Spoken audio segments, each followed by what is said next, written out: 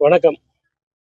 திருப்புமுனையம் திருவரம்பூர் அப்படின்ற ஒரு தலைப்போட இந்த 2026 சட்டமன்ற தேர்தலுக்கு திருவரம்பூரில் வேட்பாளராக அண்ணன் சீமான் அவர்களால் களமிறக்கப்பட்டு இன்னைக்கு முதல் கட்ட பிரச்சாரமாக திருவரம்பூரோட அடையாளமான ஒரு ஊரான அந்த சூரியூர், எப்படி மதுரைக்கு அலங்காநல்லூரை சொல்கிறாங்களோ அது மாதிரி திருச்சியில் சூரியூர் அப்படிங்கிறது இந்த ஜல்லிக்கட்டுக்கு மிகவும் புகழ்பெற்ற ஒரு ஊர்.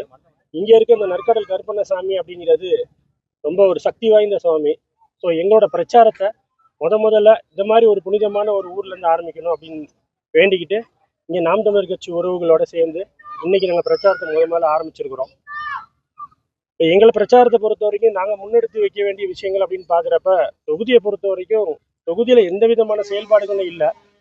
கிட்டத்தட்ட 10 வருஷ காலமாக இங்கே திமுக தான் இந்த தொகுதியை ஆட்சி பண்ணிட்டு இருக்கிறாங்க. 5 வருஷமா எம்எல்ஏவா இருந்திருக்கிறாரு, 5 வருஷமா அமைச்சராக இருந்திருக்கிறாரு. இங்கே அமைச்சராக பள்ளிக்கல்வித்துறைன்றது உங்களுக்கு தெரியும். நம்மளோட தமிழ்நாட்டிலே இருக்கிற துறையில அதிகமாக பட்ஜெட் ஒதுக்குற ஒரே ஒரு துறை பள்ளிக்கல்வித்துறை தான். கிட்டத்தட்ட இந்த 5 வருஷத்துல 4.5 லட்சம் கோடிக்கு மேல பட்ஜெட் ஒதுக்கி இருக்கிறாங்க. இந்த 4.5 லட்சம் கோடி பட்ஜெட்ல அவரோட சொந்த தொகுதியான இந்த திருவரம்பூர்ல என்ன வளர்ச்சி திட்டத்தை பள்ளி கல்வித்துறையில செஞ்சிருக்காரு அப்படின்னா வெறும் 0 தான் நம்ம மார்க் கொடுக்கலாம். ஏன் அப்படின்னு பார்த்தீங்கன்னா இங்கே அரசு மேல்நிலை பள்ளி அப்படின்னு பார்த்தீங்கன்னா வெறும் 4 மேல்நிலை பள்ளி தான் இருக்கு. 6 மேல்நிலை பள்ளி இருக்கு. அதுல அரசு மேல்நிலை பள்ளி 4, ஆதிதிராவிட நலத்துறை சார்பா 2 பள்ளிகள் ஆதிதிராவிட நலத்துறை டிபார்ட்மெண்ட்ல வந்துருது. இந்த அரசு மேல்நிலை பள்ளி 4 அரசு மேல்நிலை பள்ளி தான் இருக்கு. இந்த 4 அரசு மேல்நிலை பள்ளியிலையும் முறையான விளையாட்டு மைதானம் கிடையாது. பார்த்தீங்கன்னா இங்கே குறைஞ்சது 50 கோடிக்கும் மேற்கொண்டு செலவு பண்ணி இங்கே ஒலிம்பிக் மைதானம் அமைக்கணும்னு சொல்லி வேலை நடந்துகிட்டு இருக்கு. அந்த வேலை பாதி தான் நடந்திருக்கு, பாதி நடக்காம அப்படியே நிற்கிது. எதற்காண்டு இந்த ஒலிம்பிக் மைதானத்தை இங்கே கொண்டு வரணும்னு என்ன முனைப்புல அவர் செயல்பட்டிருக்காருன்னு தெரியல. ஏன் அப்படின்னா இங்க இருக்கிற அரசு பள்ளியில படிக்கிற மாணவர்கள் எந்த விதத்துல பயன்பெற போறாங்க இந்த ஒலிம்பிக் மைதானத்தை வச்சு?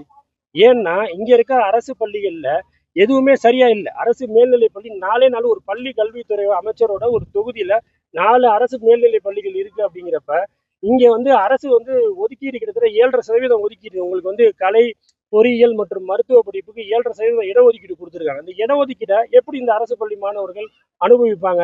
ஏன்னா நீங்க இந்த இடஒதுக்கீடு அனுபவிக்கணும் அப்படின்னா 1ஆவதுல இருந்து 12வது வரைக்கும் நீங்க அரசு பள்ளியில படிச்சா மட்டும்தான் இந்த இடஒதுக்கீடு நம்ம அனுபவிக்க முடியும். இங்கதான் அரசு மேல்நிலை பள்ளியே இல்லையா, அப்புறம் எப்படி இந்த 7.5% இடஒதுக்கீடு நம்ம அனுபவிக்க முடியும்? இதெல்லாம் இங்க இருக்கிற அமைச்சருக்கு தெரியாதா? தேவையில்லாம இங்க ஒரு ஒலிம்பிக் கிரவுண்டுன்னு கட்டி இந்த ஒலிம்பிக் கிரவுண்ட்ல எங்களை பொறுத்த வரைக்கும் தனியார் பள்ளிகள்ல இருக்கிற மாணவர்கள் பலனடைகிறதுக்கு தான் இந்த ஒலிம்பிக் பள்ளியை இங்க கொண்டு வந்திருக்கிறாரு. ஒலிம்பிக் மைதானத்தை இங்க கொண்டு வந்திருக்காரு.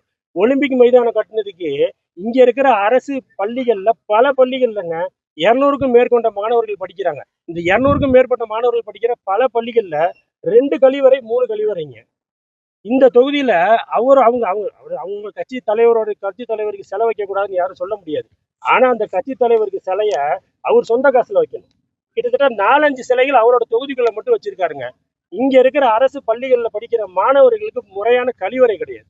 இங்க அவர் பள்ளி கல்வித்துறை அமைச்சரா கிட்டத்தட்ட 5 வருஷம் ஓட்டிட்டார். ஸோ இந்த நிலை எல்லாம் மாறணும் அப்படிங்கிறதுக்காண்டி மிகப்பெரிய ஒரு மாற்றத்தை முன்னோக்கி நாங்களும் எங்களோட கொள்கை பிடிப்புகளை ரொம்ப ஸ்ட்ராங்கா, எங்களை பொறுத்த வரைக்கும் சீமான் அண்ணன் சொல்லி கொடுத்தது இதுதான். எங்கள்கிட்ட பணம் எங்கள்கிட்ட பெருசா கிடையாது, எங்கள்கிட்ட அதிகாரம் பெருசா கிடையாது, எங்கள்கிட்ட கூட்டம் பெருசா கிடையாது. ஆனா ஆகச்சிறந்த கொள்கைகளையும் தத்துவங்களையும் சுமந்து நிற்கிறோம்.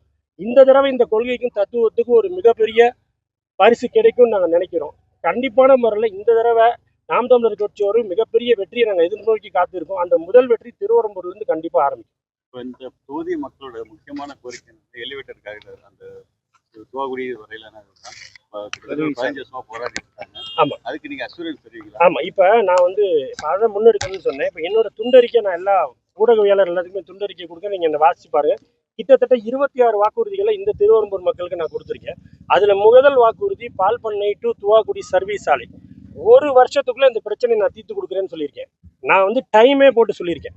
1 வருஷத்துக்குள்ள இந்த பிரச்சனையை நான் தீர்த்து கொடுக்குறேன். அதுக்கப்புறம் பெரிய பிரச்சனையா இருக்கிறதுன்றது இங்க இருக்க குப்பை கிடங்கு. இந்த குப்பை கிடங்கு பிரச்சனை 2 வருட காலத்திற்குள்ள நான் தீர்த்து கொடுக்குறேன்னு சொல்லியிருக்கேன். இந்த 2 பிரதான பிரச்சனையை கண்டிப்பா நானே ஒரு டியூரேஷன் செட் பண்ணி தான் இதை நான் சொல்லியிருக்கிறேன். அவசியம் நான் இதை செயல்படுத்தி கொடுப்பேன். அதுல எந்த மாற்று கருத்து இல்லை. என்கிட்ட கேட்ட கேள்வியை அதே இங்க 5 வருஷமா இருந்த பள்ளி கல்வித்துறை அமைச்சரை கேளுங்க. என்னைய மாதிரி அவரால் 1 வருஷத்துல இந்த சர்வீஸ் ரோடு பிரச்சனையும் 2 வருஷத்து அந்த குப்பை கிடங்கு பிரச்சனையும் அவரால் சரி செய்ய முடியுமான்னு கேளுங்க. அவரால் நான் அவர்கிட்ட சவால் விடுறேன். நான் 1 வருஷத்துல இதே மக்கள் வந்து எனக்கு இங்க வாக்களிச்சு நான் சட்டமன்ற உறுப்பினர் அந்த இடத்துக்கு வர்றப்ப 1 வருஷத்துக்குள்ள இந்த பிரச்சனை நான் தீர்க்கலன்னா இதே மக்கள் முன்னாடி நான் இந்த பதவிக்கு நான் லாய்க்கு இல்லைன்னு சொல்லி பதவியை ராஜினாமா பண்ணிட்டு போறேன். சட்டமன்ற உறுப்பினராக கொடுத்த பதவியை ராஜினாமா பண்ணிட்டு போறேன். ஓப்பனா சவால் விடுறேன்.